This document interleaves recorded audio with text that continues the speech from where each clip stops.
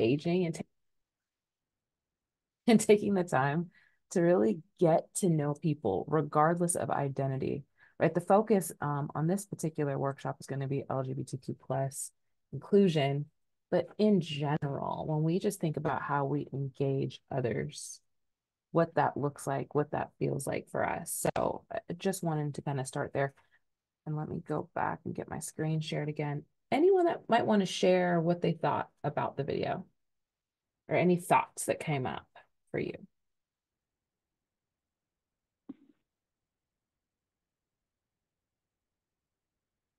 Don't be shy. Engagement is okay. We can practice. We can practice this together. Go ahead, I Adriana. oh, I could share. I think my takeaway from it was I agree in the sense that you have to open up about yourself a little bit to allow that comfort level for that person to open up with you as well. Absolutely, right. Rapport goes a long way. You can't just walk up to folks. Or the other side of this, yes, ask questions, engage, but also being mindful of the question that you're asking, being mindful of the rapport and relationship that you have, and understanding what you're asking pertinent. Are you getting in people's personal business? Some of those things are you getting into health questions, right? What are you willing to share, and your vulnerability is important too. Adrian, you were going to say something. You kind of tackled it. It was more about, the questions. I'm a person that doesn't like to intrude so much on other people's lives, but if I'm interested in where people are from and their culture and their beings, I can't just ask one question, right? Like, oh, where are you from, and end it, because then they're like, well, what's that all about, right? Do you Right. really care? Do you not? Like, so I kind of realized that, okay, if I'm interested, ask more questions that they could explain. And yeah, don't get into the too much of the personal stuff if they're not willing to share, right? Right, right. No, I appreciate that, right, too. And the parallel of, hey, I've traveled this many spaces and I just want to learn more. I've had this experience in my space or my country or my community. So not just, there's a curiosity, and then how do you have a dialogue with your background and that person's background, right? And it can also be tricky when we're getting into sexual orientation, identity, some of those questions, right? You might be a little bit more sensitive in that space and asking some of those questions. So we're going to get right into some basic terms. Now, this is going to be odd for those of you that were following the workshops. A lot of the workshops build on each other. There was a gender diversity workshop a while back, but I had to bounce something out. So I will cover some of the gender diversity stuff in this as well. So my apologies if you all had already sat through that with Shauna. She does an incredible job, but I'm going to kind of bring both into this space. So some basic terms for us to all root ourselves in. Sexual orientation being the enduring pattern of sexual and romantic attraction towards one or more genders. Gender identity, the gender in which a person feels fits them the most. And gender expression, the presentation and performance of gender based on cultural norms. And when we think about gender expression, again, cultural norms, depending on the country and context and background you're coming from, really does kind of drive that. And so, what gender expression looks like here in Wichita, Kansas, could look different than in Pampanga, Philippines, on how things are performed or what we believe men and women to do, or girls and boys, that sort of thing. So I just want to make sure that we are looking at it from that context as well. And then just connecting the dots. So I want to again root us in some basic language. So language, these first couple of slides are really going to be vocabulary heavy, because oftentimes that's where the confusion happens is, well, this person said that they identify like this, but they date like this, and I don't understand. It's really not for you to understand. The best thing you can do is listen to how someone identifies. And once they've told you how they identify, full stop. You don't need to do any more than that. If I tell you I identify as a woman and I'm a lesbian, that's all you need to know. You don't need to go back and forth with me on what I'm telling you I identify as. Now, it might go against your value. It might go against your belief system. It might go against how you perceive what I look like. But again, people's identities are their own. And when they share those things, it's important for us to just wrap our mind around what someone has said, even if it goes against our own agreement. So I want to start there. I'm thinking about gender identity, and when we look at this kind of diagram in the middle, and I kind of shared this earlier, that gender attribution is what we attribute to someone. We come across someone and we say, oh, you look like a girl. You look like a boy. Well, I don't know what you look like, right? We have this conversation in our mind about the people that we come into contact with. Then we have the person themselves and how they, in fact, identify. So when we think about gender assigned at birth, when we think about being birthed, that doctor writes on the list, oh, this person is male or female by simply looking at your genitalia. There is that. And oftentimes we find that folks don't necessarily align with what was assigned at birth. So there is that whole process that happens. And then when you think about even um, in our earlier years in our hospital system, there were decisions that were made by doctors even prior to talking to caregivers or families on, well, this is what this person looks like, or this person may have some ambiguous genitalia. So we're going to say they're female when in fact they're male, or we're going to say they're male when in fact they're female. So there's some of that going on, or families having to make some tough decisions on a child's gender, right? I don't get so much into the science, that is not my expertise, but just sharing what happens oftentimes in hospitals when decisions are made at the beginning, and when we think about gender assigned at birth. Um, Going back to kind of that gender attribution, we have some of those social norms, those gender constructs at play. And so if you've ever went shopping or went to a baby shower, right, and you're looking for toys or clothes, I think we're getting a little bit better, but you can certainly see the girl and boy section. Lots of pink, lots of blue, right? And so some of those things are just those norms, right? All of the soft, loving, nurturing toys, all the guns and all the other toys for boys right there. We have some pretty clear lines on what we believe to be attributed to gender. And that comes from our social norms and expectations. When we think about that gender expression, it's really how you communicate your gender. And many of us showcase our gender in different ways. If we, in fact, tap into that, for me, it's I'm putting on makeup, I'm wearing certain things. I want you to see my femininity. And that is my walk. There are other women that do not or don't even engage with gender in that same way. So just even thinking about your own cultural norms, how you were raised. I remember growing up hearing things like, well, girls don't do that. Stop crying like a girl, right? Those things start to shape your thought process of what it means to be feminine, a girl, a woman, what you can and cannot be. And then some of the things that we teach our boys, but then it's a whole other conversation when you have a child that says, I'm gender nonconforming, I'm gender non-binary. And we already have a preconceived notion of what gender is. I'll get into the definitions of those as well. I know I'm saying these in this space, but that's what, as a community, we're really trying to bridge those gaps. And while the terms haven't always existed, the people and how they identify have. So at this juncture, people are saying, where is all this LGBTQ plus stuff coming from? People are more outwardly sharing. We're seeing more things on TV. We're becoming more accepting, at least from the US context. But there's still a lot of growing issues in this space. Other terms for your consideration, gender diversity terms such as cisgender, a person whose gender identity is the same as the gender they were assigned at birth.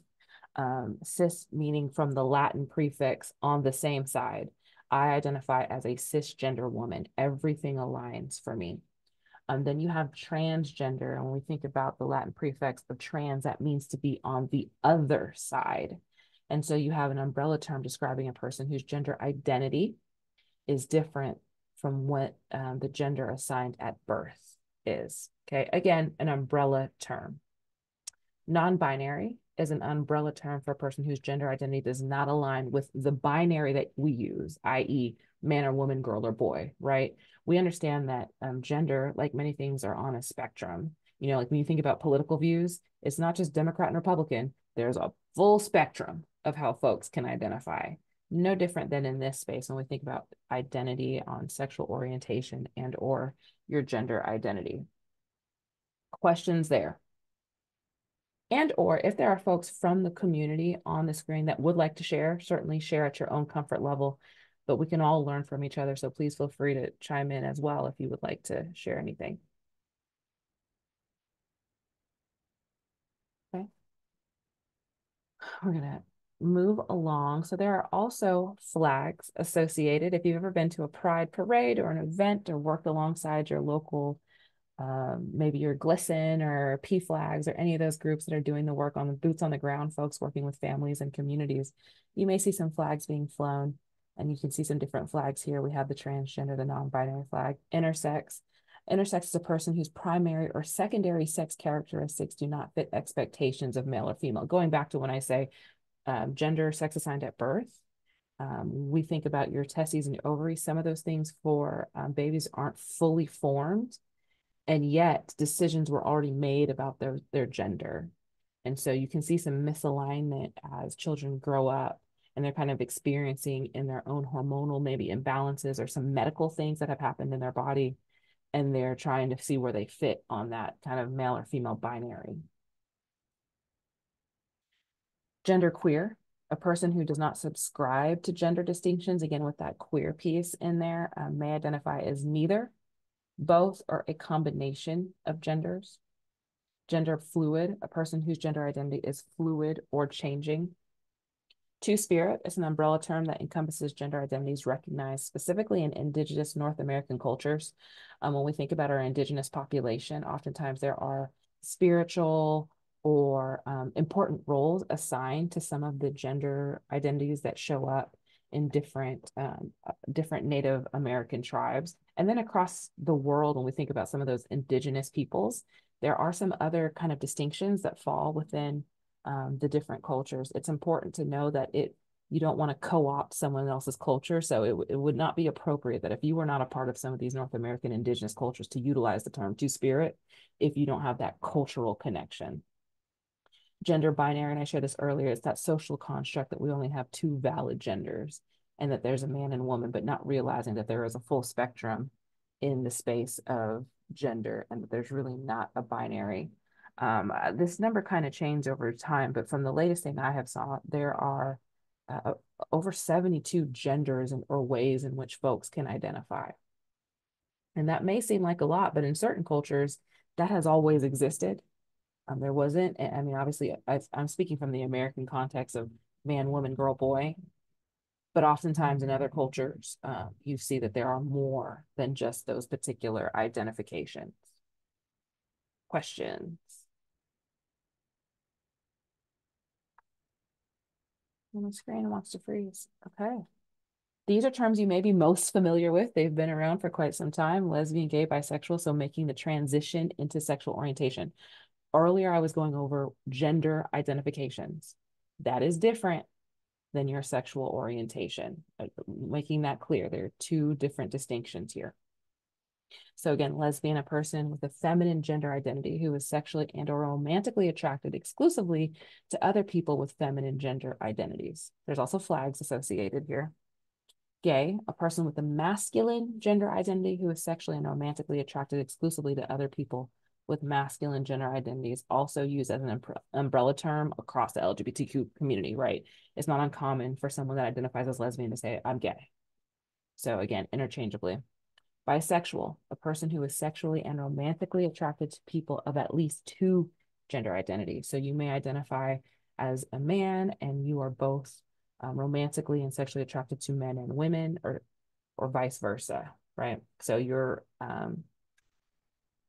again engaging or attracted to both. That does not mean, though, that you're dating both at the same time, right? Sometimes we want to associate stereotypical behaviors. What I know is I know a lot of straight people that cheat, right? That is not, infidelity is not exclusive to one identity, right? That is a behavior that anyone can engage in. So we want to be mindful when we make, right? There are folks that are polyamorous or date multiple people at once, and that is consensual. So that's the big piece here, is consent. And in any relationship, how are you dating consensually? Some additional terms: asexual, person who experiences little to no sexual attraction to others and or little to no interest in sex or sexual partners. Queer, a term that has been reclaimed by many within the LGBTQ+ community, also used as an umbrella term for anyone who does not fit in normative expectations, be it your gender identity or your sexual orientation. I would add here, though, for some folks in the community, that term is still painful and is still looked at as derogatory because the root of the term came from being used in a hateful way. But oftentimes this is also looked at as reclaimed language. And we see that in different communities. There are some terms that were meant for folks as harm, but that community has decided to reclaim it. If someone says that they're offended by the word, don't go back and forth and say, well, I thought this was reclaimed language. Don't use that term with that particular person or that group of people, right? So just being mindful of the language that we use. Questioning a person who is in the process of discovering either their gender identity and or their sexuality. Maybe they're questioning both, but that's where that questioning comes in. Two other terms that often come up, demisexuality and pansexuality. Demisexuality is a person who needs to feel an emotional tie to another person in order to be attracted to them. Gender doesn't play a role in that. It's literally just an emotional connection. Pansexuality, people who identify as pansexual are attracted to people of all genders, right? Much like bisexuality, but some pansexual people also describe their identity by saying gender isn't a key factor in who they are attracted to. And I'm just throwing out all these terms. There are more terms in that. These tend to be more of your common terms that you're going to run into when you're engaging within community. Questions about any of those terms? And I also would like to open up the floor. Are there other terms that you all are hearing in your area or with groups of folks that you might want to share and define or add into this space?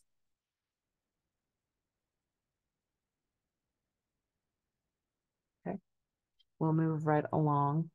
If you're on any university campuses, and there are some workspaces that have adopted some signage, particularly with their affinity groups or their business resource groups, and maybe there's a pride group in your work or at your children's school.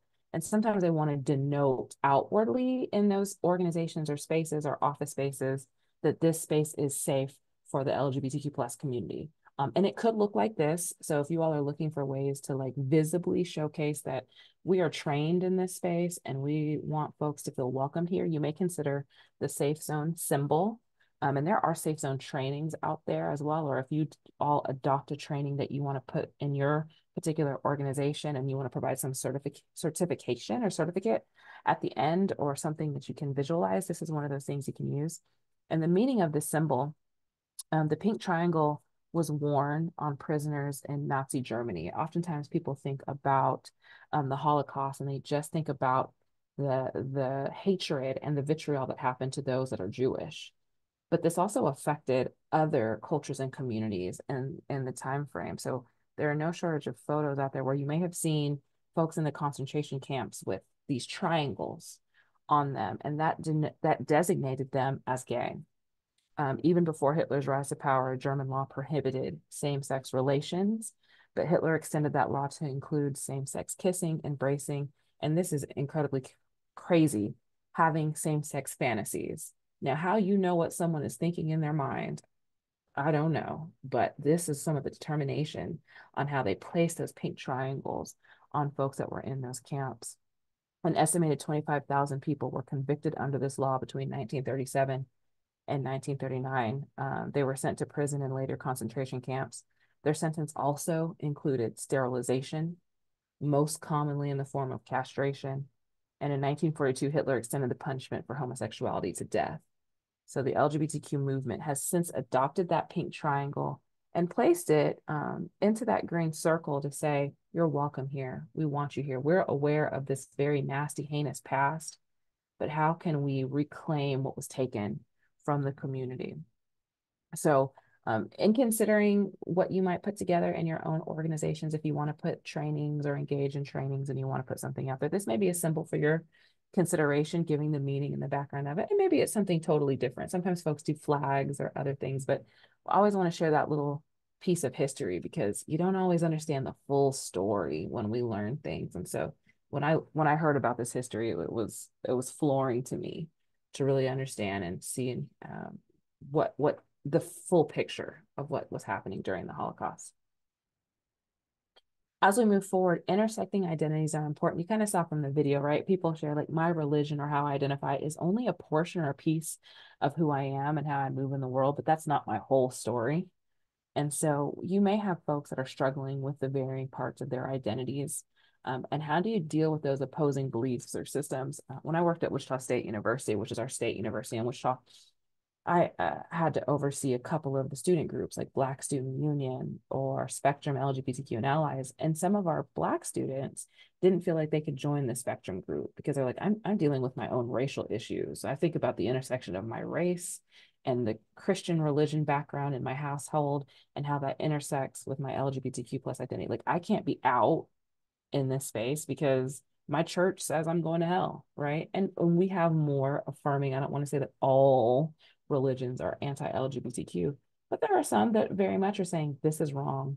And so when we think about how folks show up, maybe they're struggling with my religious identity and my orientation and my race or my position in different spaces. So just understanding that we are not one shot issue people. There can be a number of things happening in our lives and in our identities and what it means to have a multiple minority, right? Being a part of the LGBTQ plus community and also having maybe a religion that doesn't support that particular identity. And then also maybe being someone that's neurodivergent. There are all these things that are happening at once. So just understanding the whole and the totality of a person and how misunderstandings can arise in those spaces. When we think about our LGBTQ plus community and the coming out process or acknowledging their background, who they are, be it from a identity side or be it from sexual orientation, when you think about changing jobs, something as simple as putting up photos or something as simple as sharing your weekend and the language that might be used. I was out with my girlfriend, I was out with my wife. Oftentimes coming out is an ongoing process. It's not a one-time thing, right? You're sharing your background, your identity on the job, and then where you go, your organizations. And then you're also thinking about who is comfortable with that and who is not comfortable. Again, I keep talking about I'm in Wichita, Kansas. I'm in the Midwest and we have some strong opinions about the LGBTQ plus community. In fact, oftentimes our legislature every year is showcasing policies, procedures, laws that they want to put in place to hold back our LGBTQ plus community. We have no shortage of transgender bills and kids in sports. I'm not going to get into the belief system of that, but when you think about your identity up for grabs in city council meetings, county commission meetings, school boards, right? Books that can't be on the shelves because they talk about other identities. Your identity is up for conversation. And that's a hard thing to have to go through when you're choosing to work and be in a space that might not stand for you or might not protect you in their laws. So I think it's always important for folks before even coming out, what are the policies and procedures and protections for your identity in that job space? Because unfortunately, while we say the law states it's illegal, at least the federal standpoint that it was made, cities and states are coming with new policies all the time. And so understanding what your protection actually looks like. But in the event someone were to come out to you, how should you respond to that? Be it a family member, a coworker, a client that you're working with. Just some tips and tricks for you to consider thinking about if someone, again, comes out to you by their gender identity or their sexual orientation or both. It's important to deal with the feelings of the person first, right? This is not your moment to pop in on the person that's sharing something that is really near and dear to their heart, but it's an opportunity for you to listen. Sometimes it's not even about providing guidance. It's just, I want to be a listening ear. I want to be supportive to you. Using non-judgmental language. I can't assume that everyone is supportive of the LGBTQ plus community on the screen. You may be here just to be educated. However, it's important that when someone is coming out to you, that that's not the time for you to share my values and beliefs go against who you are as a person, right? Hold that back. And particularly it can be even harder when you've known someone all your life. I had a good friend that is now living authentically as a woman. I knew her whole life as a man. And sometimes I make some missteps, but I support who she is. And I also have shared, it's kind of hard for me to say the right name. So my apologies if I mess up. That is not what I'm trying to do. If I'm telling a story from our history, I have to change my language because we went to school and you're one of my best guy friends. So it's being candid and honest and sharing, but also open and willing to update and change your language and being respectful. It's also important to respect privacy. Someone may be out to you in an organization, but they might not be out to the rest of the organization. So asking appropriate questions like who all knows What name should I use in these different audiences? When I email you, what's appropriate, what's not appropriate, so that you're not inadvertently outing someone. And again, oftentimes we're moving in good intentions and we're not trying to mess up, but it does take being very open and honest and learning what the person wants that's coming out, and how they want to be respected. We oftentimes see this too in childcare, and this can be harder when you're working with children and families, where you have children that want to, when they meet with you, they want to be called by their chosen name and their chosen identity, but their parents are saying, absolutely not. You will call Jason Jason, not Janet, and Jason is a boy, and we're not supportive of this. Those are hard things to do, particularly when you're working with children. So you do want to be mindful of how you navigate working with children and families when family is maybe not supportive of children in that space. And that's something for your consideration. Knowing your own biases, we all have them, right? I started this workshop earlier with saying we all were raised in a homophobic, transphobic, sexist. There's a lot of terms out there, but we were raised in a society that says a man and a woman is what's married, a man and a woman is the binary. That's how we do things. Regardless of where you stand on that, what we know is we're in changing times, and cultures and people and individuals are identifying in different ways. So how can we be most up to date? The most important thing we can do is be familiar with the resources, regardless of how we feel, right? Knowing the gender and sexual orientation, affirming hospitals, doctors, counselors, teachers, organizations that can support families, organizations that can help with transition and the authenticity of someone that is making any changes, knowing the resources, and or knowing we're a small town and we don't have them. What does the neighboring community have? What's in the school systems? What's in the pipeline? What are some of those things? So that's really important. For some folks on the job, particularly in the HR space, we're seeing folks that are looking for LGBTQ plus friendly schools, colleges, workspaces, right? I think it's important, while we have companies that are saying we want to throw the pride flag everywhere and we want to support the pride march, if you are marginalizing your LGBTQ plus workers, maybe you shouldn't be celebrating pride. If you go back and talk to the community that you're supporting and they feel unsafe, you might consider what you're outwardly putting in the world, but how people are really being treated within. No different than organizations that say, oh, we believe Black Lives Matter, yet the Black folks in your organization absolutely are unhappy and are not moving up, right? So be mindful of the festivals and the sponsorships that you all provide when we might not even be taking care of the marginalized communities that work within our organizations. When we think about homophobia and transphobia, homophobia being the fear of those that identify with a different sexual orientation, such as lesbian, gay, bisexual, and transphobia being those that are afraid of those that identify in the umbrella of transgender. We think about how this, in fact, inhibits personal relationships, the ability for folks to live authentically. Sometimes we have people that end up divorcing. I mean, they married, and because my family said I need to marry a woman, and down the line I've had children, and now I'm in my 40s and my 50s, I'm getting a divorce, and I identify as a lesbian, but I've always identified like that. It just wasn't safe for me to do it. So really understanding how these particular things, in fact, hinder people's ability to be authentic, to actually showcase their own identity. And it really inhibits the appreciation of all diversities. Um, I think about even how we socialize our children and how we make it okay for, girls to hold hands or be more affectionate, but we don't make it okay for boys to maybe put their arm around each other or have more of that affectionate kind of relationship. We see a little bit more of that shift, but it was interesting. I was at the movies not too long ago, and this group of boys, I mean, the theater was packed, and they all had to have 2 and 3 seats in between them, high school students. And I was like, hey, can you all scoot over? And then one of the young men was like, no, that's gay. I don't want to sit right next to my partner or my friend or whatever. And I'm like, we need scoot over because we're all trying to watch this Marvel movie and there's seats here, but you don't want to sit right next to each other because of the assumption that you may be gay. Right. So these are the things that we see that can hurt our communities. I'm going to pause here to see, are there any things that you all would like to share, or have you experienced where homophobia or transphobia has hurt relationships or created issues, maybe on your job, personal life, any of those things?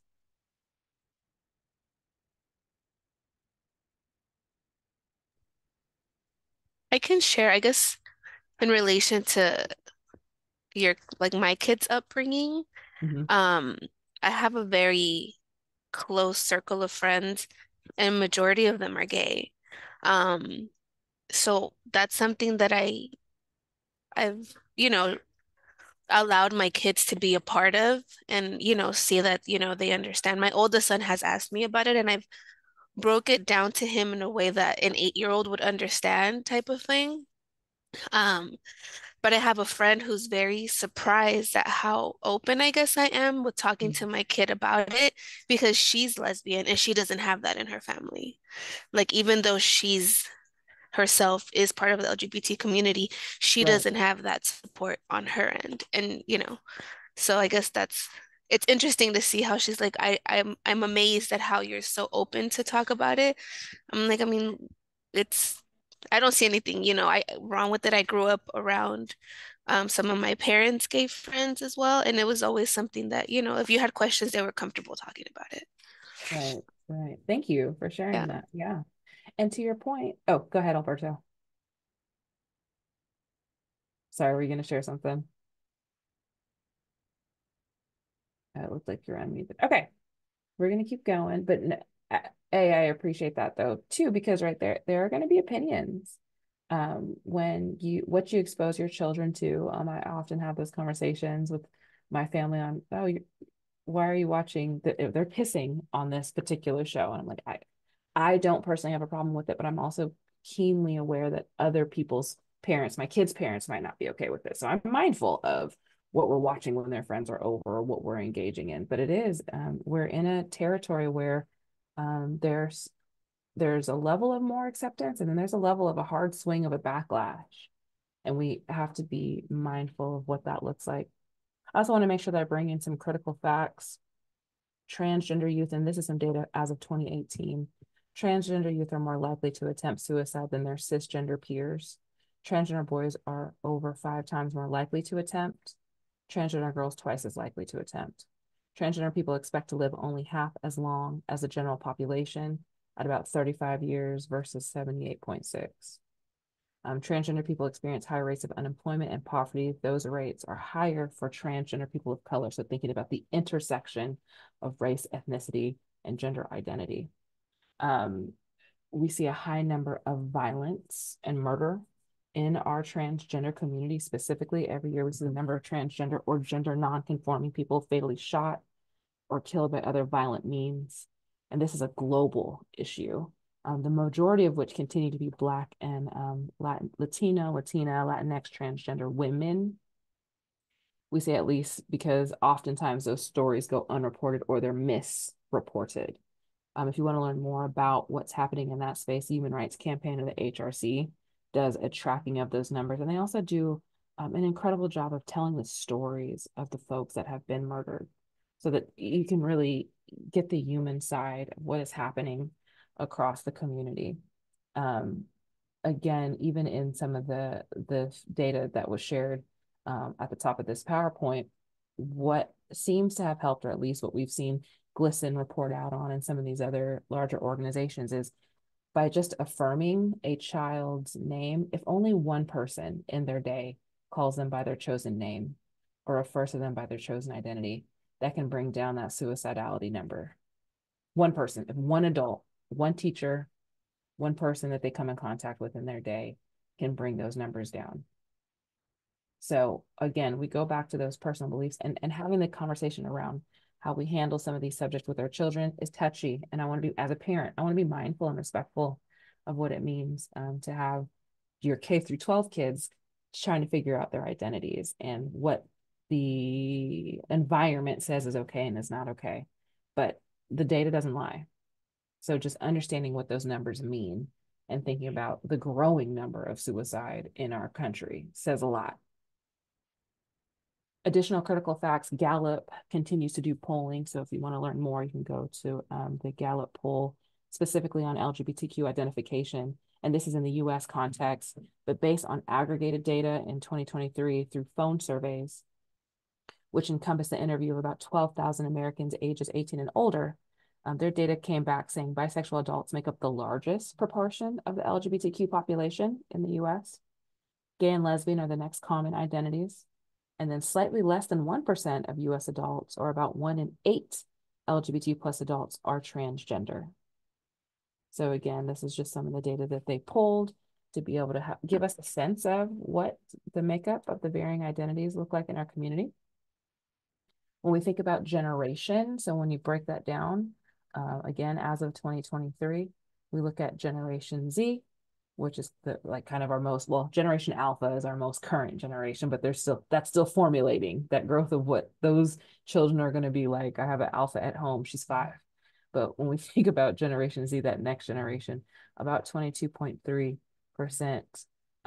identify as a part of the LGBTQ plus community. Our millennials, about 9.8%. That's a big jump from millennials. So I'm considered a millennial to that next generation, 9.8 to 22.3. And then obviously, as you go further back, Generation X, 4.5%, baby boomers, 2.3, silent generation, 1.1. Not that folks don't exist in those specific spaces, but identification looks different and harder, right? When you think about silent generation, baby boomers, and what happened in that cultural climate, wasn't okay to be out, oftentimes not safe. Not that it's totally safe today, but look at how the numbers have jumped and grown and how people outwardly now comfortably identify. Generation Alpha is going to be even higher than Generation Z. And if any of you are working with kids today, you kind of see those varying identifications popping up as we speak. So it's important for us as maybe caretakers, caregivers, folks working within organizations that have different constituencies, whether we believe or agree. Again, I want to go back to what your personal belief looks like versus your service delivery and how sometimes those things have to be separated. But understanding pronouns is a big thing. Understanding how to appropriately use people's names, what they want to go by, what they want to be called, how they identify. It goes back to the basic level of respect. And so we're in a day and age where you can't necessarily assume how someone identifies. And so understanding how gender attribution from our point of view looks versus how someone wants to be identified. So masculine on pronouns being he, him, and his. We generally understand that. Feminine being she, her, and hers. But there are folks that are gender neutral, gender non-binary, and they, them, and their is an appropriate use. And I will make sure we will send a worksheet out just so you all have an opportunity to work through that. And oftentimes we're using gender neutral pronouns all the time, right? If I don't know who someone is, I'll say, oh, they left a message, right? Or they left that over there. If I don't have a name, and oftentimes I'm bad at remembering names, I will be quick to go with a neutral pronoun. Oh, they just stopped by, and they're going to make sure that they leave that out there for them. And if that is hard for you, I would say take the time to practice, right? No one expects you to get it right off the bat, but we do expect nothing gets learned without practice, right? And there's some other gender neutral like Z and some of those. I'm more familiar, at least in our region, with they, them, and their. Sometimes you'll see in people's signature, instead of Miss or Mr., Mix, MX, which drops the feminine or masculine in the prefix of the name. So again, and then if you don't know, it never hurts to ask, but respectfully. Like, my apologies, I noticed that you're using they, them. Is it appropriate for me to do that? May I use your name? What is your chosen name? What is your chosen pronouns? What are your chosen? And oftentimes, like you can see on my screen, it says Danielle Johnson, she, Aya. I'm just showcasing my gender. So that's a norm for some folks. They have it on their business cards, their signature lines, what their pronouns are. You could start off meetings with, hey, my name is Danielle Johnson. Thank you so much for having me here. My pronouns are she, her. Setting that tone, adding that vulnerability. So you can go as inclusive as you like, or just simply asking a question goes a long way as well. Questions, concerns, thoughts about any of these particular things on pronouns. Okay. So the next couple of things, like we went over some vocabulary, we kind of talked about just kind of setting the tone, how you can create that environment. But maybe there are folks that want to go a step further and become an ally or create allyship. And that's a different level, right? That means that you're going to actively get out there and do some work alongside the LGBTQ plus community as someone that's not in the community. And what does that role look like? Well, maybe that's helping to make safe spaces for community. Maybe it's using your privilege to stand in the gap if you see things that are not going well on the job and organizations. If you see a policy or a barrier to hiring, that you stand in that gap and speak to it. Not assuming, again, goes a long way. Assuming gets us all in trouble, regardless of the community that you're working with. So how do you engage respectfully? Using inclusive language to include, again, those chosen names and pronouns. Oftentimes when I'm talking about my partner, I say my partner, my spouse versus saying my husband, right? Those are all things that we can do. Respecting privacy and confidentiality, understanding the resources that are there. And maybe for your own organization, if you want to be more LGBTQ plus friendly, it's reviewing your organizational publications. It's looking at your media, it's looking at your social media, it's looking how you celebrate, what are the things that you're doing, how you actually show up for that community. Um, Educating yourself more, right? This may be one step in your journey of learning more about the LGBT plus community. There's no shortage of books, TED Talks, podcasts. There's different ways for you to engage. Maybe if you've never been to the Pride Festival in your community, go to your Pride Festival, see what's going on in that space. How can you be supportive? How can you be a sponsor if you all have sponsor dollars, right? There's different ways to show up, but it's also important to be educated and also knowing if you're not there yet in support, don't force yourself to be there yet, right? Take the time that you need so that you're not hurting that community because we can inadvertently hurt a community when we're not educated and prepared. Thinking about any homophobic, biphobic, transphobic jokes, remarks, statements, right? There's some language that we use that are not appropriate. I think about in middle school, everyone used to say, that's so gay. Oh, that's gay. That's okay, right? Everyone was saying it. But at some point, you come to the realization, I don't need that in my language. Or what am I saying that could be inappropriate? How do I educate myself? How do I educate my kids from falling into that trap and using that type of language? Right? How do we make sure that we're ensuring that we are correcting with love? Right? Calling in, because sometimes kids are going to be kids. Kids are mean, especially middle school kids. But how do you walk alongside them to educate? Representation matters, particularly when you think about where your dollars are spent. Maybe it's supplier diversity. Sometimes, depending on how progressive your community is, there might be an LGBTQ plus chamber. We have a chamber here in Wichita. And so they have a list of businesses owned, ran, put together by LGBTQ plus business owners and entrepreneurs. So maybe you're wanting to diversify where you're getting your catering from or who you're doing business with. Check out the chambers in your communities as well. And then just creating an atmosphere of acceptance in your surrounding environment through ongoing education. The language continues to change. I know sometimes folks are like, oh, it's like the alphabet soup. I get it. But we got to stay up to date because the language across the board is changing. Some of the things that we used to say 10 years ago, we're not saying anymore. So how do you actively stay up with the language and then being patient with yourself? Because you can't know everything. So how are you taking the time to learn what you can? When you think about being an ally, what are those action steps? So just considering this is more for an opportunity for you to be reflective. What are these goals that you might have for yourself? Maybe that goal is I want to go to a pride parade or I want to see what's happening in my community. I want to get to know the resources in my community. For those that are part of the LGBTQ plus community, what are you going to do to achieve those goals and being an ally? And who needs to help you in doing that, right? You don't get to self-dub yourself an ally either, right? The community also says this person is a safe person or this person is an ally. So you may be having allyship behavior, but you also need to be proximate to the community that you want to stand up and speak for, because you want to make sure that you're saying what the community is asking you to say. So building relationships, engaging, diversifying your friend groups, embracing maybe your family members or those that are a part of the community that you're proximate to. Lastly, I want to make sure that it's important to know your rights, particularly in the LGBTQ plus community and those that are allies of the community. Maybe you're going to your local ACLU or the national ACLU page to be able to see what's happening in different cities and states. What are the EEOC laws, those protections for those that identify outwardly as LGBTQ plus workers, what's happening at the HRC, and then local organizations and local ordinances. The city of Wichita not too long ago passed a non-discrimination ordinance, which is good for those that are city employees, as well as if you experience discrimination within the protected classes in housing, in services, you can go through the city and file a discrimination claim. You also, in the state, can file a discrimination claim in the state.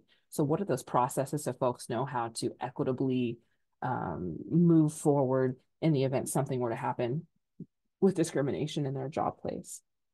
And also, that's important for folks to know if they're going to come out. And some folks are looking to see, does insurance cover certain procedures? Those are all things that we want to ensure that folks are connected to, because you may think you're in a safe work environment, but there are zero protections. Or you may think you're in a safe housing environment and you can be kicked out of your home for identifying outwardly, and or maybe not even given the opportunity to put an application in. There was a data point not too long ago that there are folks that might be a part of or have led LGBTQ plus work groups, and putting that on your application or on your resume has kept folks from getting jobs. So again, just being mindful of the climate and the culture that we're in, and who's accepting and who is not. So I want to leave you all with, it is revolutionary for any trans person to choose to be seen and visible in a world that tells us we should not exist. And that really extends to the larger LGBTQ plus community. This is Laverne Cox. Maybe you have seen Orange is the New Black. She's certainly an outward and visible trans woman that is doing a lot of work in general community and trying to educate. But it really comes down to education, understanding, knowing rights, knowing policies and procedures, and then just learning how to be a safe space. I always like to talk about cultural humility, and this is an ongoing learning opportunity. We're an ever-growing global society, and understanding the norms in other countries. Being LGBTQ plus in other countries are still punishable by death. I remember working at Wichita State, and we had some international students that were like, I can be out on the campus, but if it were to ever be found out that I chose to be gay on this campus and it got back to my country, I would be killed. So really understanding what it means to cultures, communities, and how you just being merely educated and proximate to community and understanding goes a long way for those in the community. Questions, concerns, things that may have been left out, things that you all might want to share.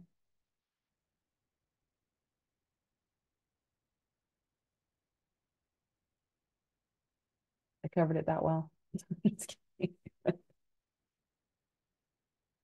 If none, I will turn to Zarel or Stephanie to maybe share anything that they may have as we end. All right. Thank you so much, Danielle, our conversation catalyst. If you have any questions, Danielle, if they want to reach out to you, is there a way they can reach out to you? Maybe you can drop your contact in the chat. Okay. For those of you who joined us late, also you can go ahead, if you would please, sign in so we can record your attendance. Give me 1 second. I'm going to share my screen with you again. You can also utilize the QR code. You can utilize the QR code if you can't fill in the chat box. Again, we want to say thank you for joining us. Thank you, Danielle Johnson, our Catalyst conversationalist. We appreciate you. And for those of you that are here in California, have a wonderful rest of your Wednesday, and we will see you soon.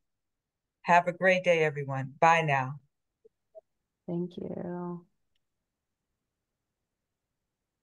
Hey, Miss Terry, Alberto. All right. Have a wonderful day. Thank you all. Oh, any questions? Any questions? All No, right. nothing. Nothing. Okay. Thank you All all. right. Thank you. Alyssa, it's good to see you. Bye, Jarrell. See you next Hi. time. Bye bye. Bye. How are you feeling?